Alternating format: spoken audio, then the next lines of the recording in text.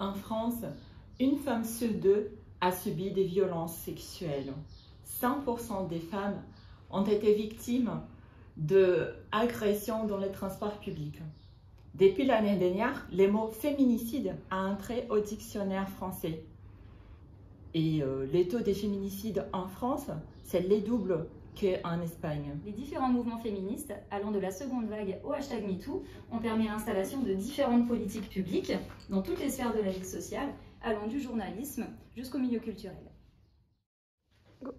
Aujourd'hui, en France, il existe un arsenal juridique important.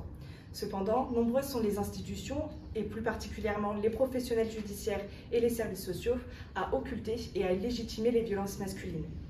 De ce fait, les femmes sont souvent démunies et sans soutien lorsqu'elles veulent se protéger.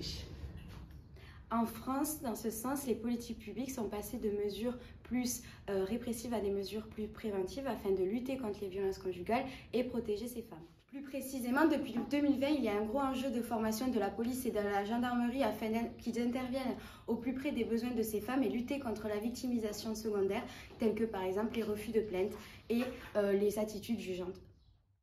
En plus de la formation des professionnels, il y a un aspect important qui est celui de la sensibilisation dans les établissements scolaires.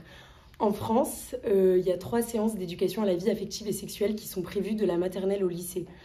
Dans ces séances, il y a eu l'introduction de nouvelles questions, à savoir les questions des violences sexistes et sexuelles, des violences LGBT-phobes, et l'introduction des questions de consentement, de plaisir, d'orientation sexuelle et d'identité de genre.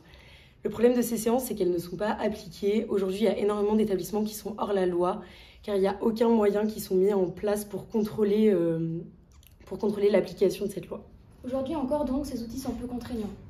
Il y a peu de sanctions ou bien elles ne sont pas appliquées. En plus, les budgets dédiés sont insuffisants. Des initiatives sont donc entreprises par des personnes, mais de manière irrégulière, et souvent cela repose sur leur bonne volonté, et donc c'est à l'échelle individuelle. Agir sur les représentations qui pèsent sur les femmes et sur leur corps en France est également nécessaire. Culture du viol, loi contre le port du voile, du burkini ou encore le crop top à l'école. Aujourd'hui, nous les femmes nous mobilisons pour sortir de ce contrôle paternaliste.